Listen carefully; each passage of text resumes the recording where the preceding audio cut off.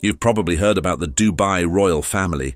You know, the ones living in jaw-dropping palaces and flying around in gold-plated jets. But behind all that sparkle, there's a side of their story that rarely sees the light of day. We're talking about wild getaways, jaw-dropping fortunes, and secrets that could fill an entire Netflix series. Let's pull back the curtain on 8 little-known facts about this royal crew. Trust me, the last one might actually blow your mind. Most people see them as just super rich, but money is only part of it. What's really fascinating is how they turned a patch of desert into a global empire that now has the world watching their every move. So how exactly did they get here? And why are they adored by millions, not just in Dubai, but around the globe?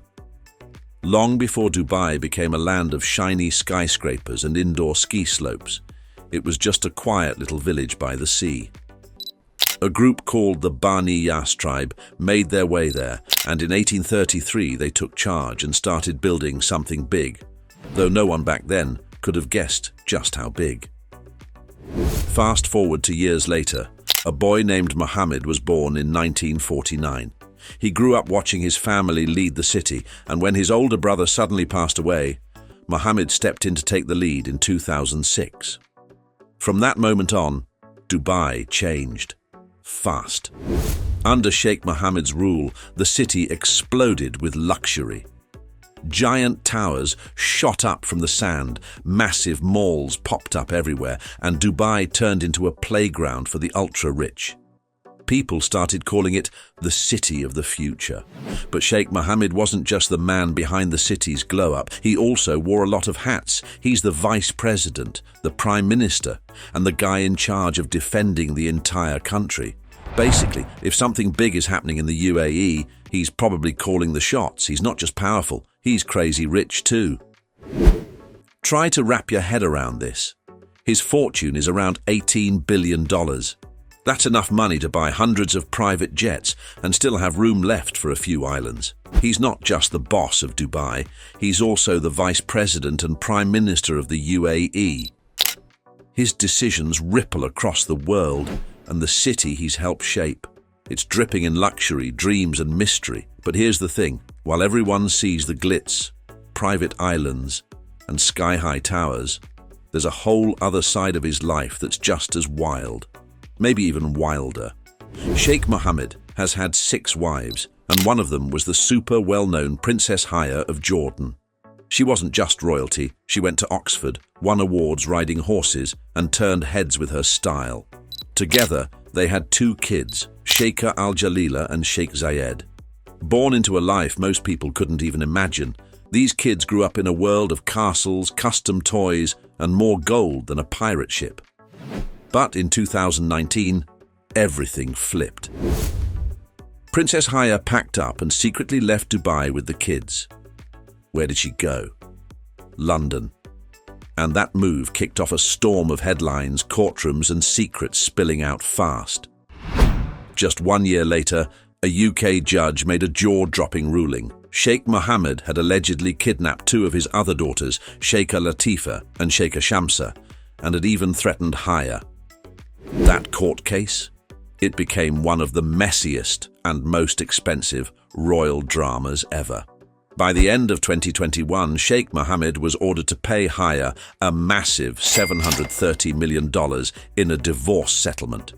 That's the kind of money you usually see in action movies, not courtrooms. So while Dubai's skyline keeps rising and its royal legacy keeps shining, there's a whole lot going on behind those palace walls that the world's only just beginning to piece together. And now here's the real question. When you think of the Al Maktoum family, who stands out the most to you? Is it Mohammed, the powerful ruler? Haya, the princess who walked away? Or maybe Hamdan, the social media favorite and adventure-loving crown prince? Drop your favorite in the comments below. And since we're talking big money, ever wonder what kind of homes an $18 billion fortune can buy? Let's take a peek inside Sheikh Mohammed's real estate empire, where every house looks like it was made for a movie king. Picture this, you're driving through Dubai and just a few minutes away from the massive picture frame-shaped building, yeah, the Dubai frame, there's a palace so grand it looks like it came out of a fairy tale. That's Zabil Palace, Sheikh Mohammed's official home. It's worth about $400 million and comes with its own royal vibe. Think giant gardens, palm trees, and even peacocks strutting around like they own the place. Now hop on a plane with me to Monaco. Tucked inside one of the most high-end buildings there, La Belle Époque, is a jaw-dropping penthouse that Sheikh Mohammed calls home when he's in town. It's not just a fancy apartment. We're talking 17,500 square feet of over-the-top luxury. It's got hidden rooms, bulletproof glass, and a panic room. Basically, it's built like a secret superhero lair, but with designer furniture. Back in Dubai, the glam doesn't stop. He's got a $50 million mansion in a place called Emirates Hills. Think of it as Dubai's version of Beverly Hills. This place is huge, 32,000 square feet, with a rooftop bar, a hot tub, and a front row seat to views of the fancy golf course and the sparkling skyline of Dubai Marina. But wait, we're not done. Way up in Scotland, on 63,000 acres of peaceful countryside, that's bigger than a lot of towns, he owns a sprawling estate complete with not one but two mansions, a 14-bedroom main house and a 16-bedroom guest house. He bought it decades ago for $2.5 million. Now, it's worth more than double that. And then there's his UK countryside gem, Dalham Hall Estate, clocking in at around $60 million. Add to that a world-famous horse farm in Kentucky called Gainsborough Stud, and you've got a real estate collection that stretches across oceans.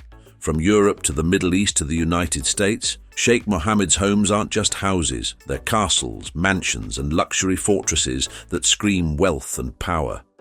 And when he's not staying in one of those, he's flying high in private jets or cruising the seas on a yacht so big. Imagine a boat so big, it looks like a floating five-star hotel. Now imagine it belongs to one man, Sheikh Mohammed, the ruler of Dubai. When it comes to living large, this guy doesn't just follow trends, he sets them. One of his wildest toys, a mega yacht named Dubai. It's longer than a football field and costs around $400 million. This isn't just any boat. It's got gold decorations, marble everywhere, and rare wood carved into the walls. There's a movie theater inside, a full-on spa, a private gym, and even a disco. Yep, a disco, on a yacht. And when it's time to fly, forget airport lines and tiny airplane snacks. Sheikh Mohammed has his own sky kingdom. One of his private jets is a Boeing 747, the same kind used by entire airlines, but his version is built like a flying palace. It's been decked out with private suites, a fancy dining room, a workspace, and top-of-the-line entertainment.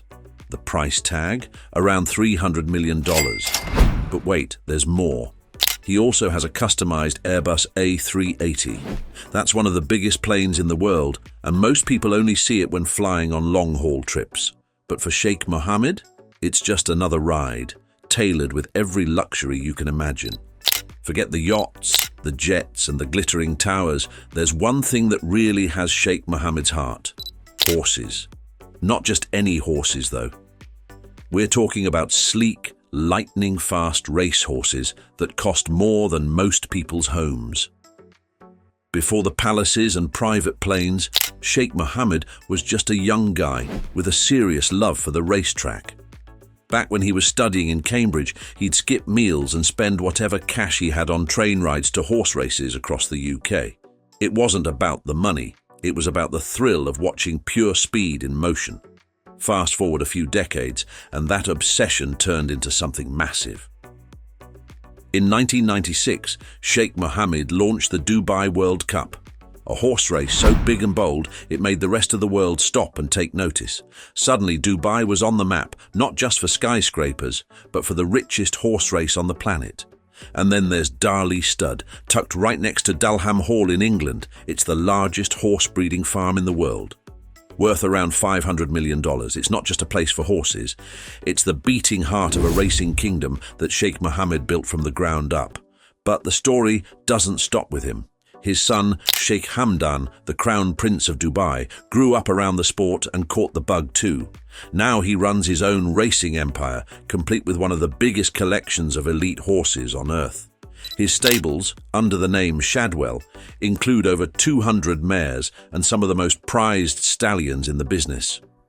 Between father and son, they've built a racing dynasty so powerful it stretches from the desert tracks of Dubai to the green fields of Europe and into the secretive world of million-dollar deals and elite breeding bloodlines. And just when you think they can't turn it up any further, well, let's just say they don't pull up to the races in regular cars. Think gold-plated Lamborghinis that sparkle brighter than the trophies. If you ever find yourself in Dubai and hear a loud vroom zip past you, don't be surprised if it's one of the royals behind the wheel. But don't expect to wave hello. They move fast, and the security around them moves even faster. Let's talk about Sheikh Hamdan, the Crown Prince of Dubai. This guy doesn't just collect cars, he collects dreams on wheels. His garage? It's more like a museum for supercars, except nothing's behind glass. These babies hit the road. From rare Ferraris to limited edition Rolls-Royces, his collection is worth tens of millions. Some say it's got more than 100 cars tucked inside, all gleaming, all ready to roar. One of the royal family's go-to rides is the Mercedes G63 AMG. It's boxy, bold and packed with power. Even the Dubai police roll around in them. But Sheikh Hamdan's version? It's got custom features, a sleek finish, and a presence that makes people stop and stare. Base price? Around $260,000, but with the royal upgrades, it's in another league. And then there's the beast of all beasts, the Devil 16. This monster machine showed up at the 2017 Dubai Motor Show and instantly stole the spotlight. Built with super light carbon fiber and shaped like something out of a superhero movie. This car isn't just fast, it's scary fast. We're talking up to 347 miles per hour. Price tag, around $2.2 million give or take. But if you think fast cars are the end of the story, think again. Sheikh Hamdan has a fleet of gold-plated rides. Yep, actual cars covered in shiny gold.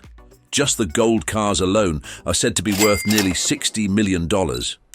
Among the sparkle, a Porsche 918 Spider that normally costs about $845,000, but dip it in gold.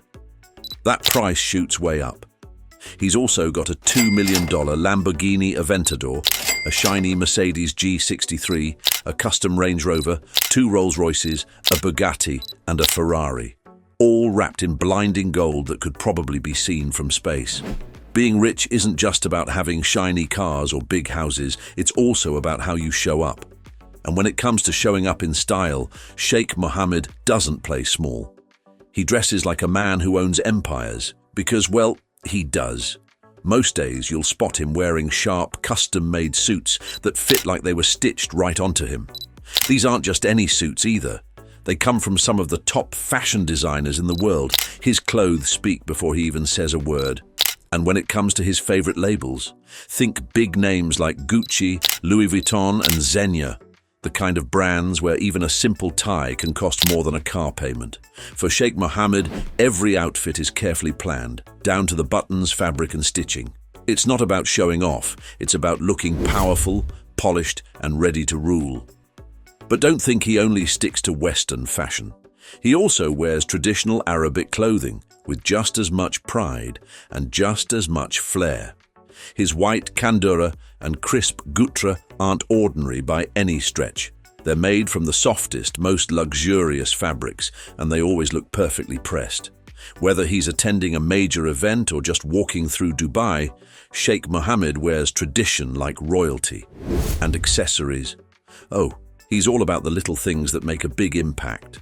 On his wrist, you'll often find a rare Rolex or a limited edition Patek Philippe.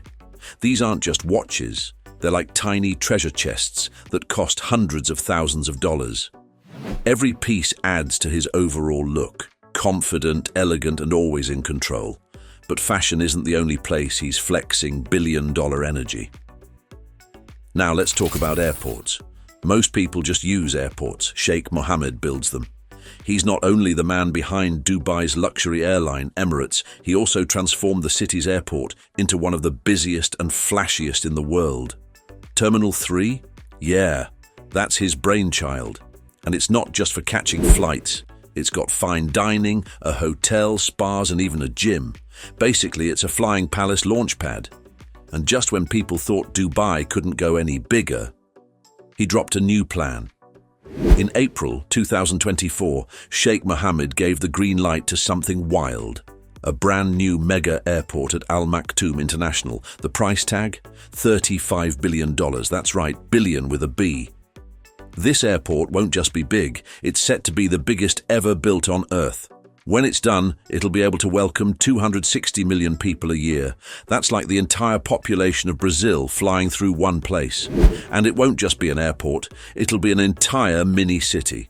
Picture 400 gates, 5 giant runways, and the most high-tech systems in the sky. Everything from luggage to lights will run smoother, faster, and smarter than ever before.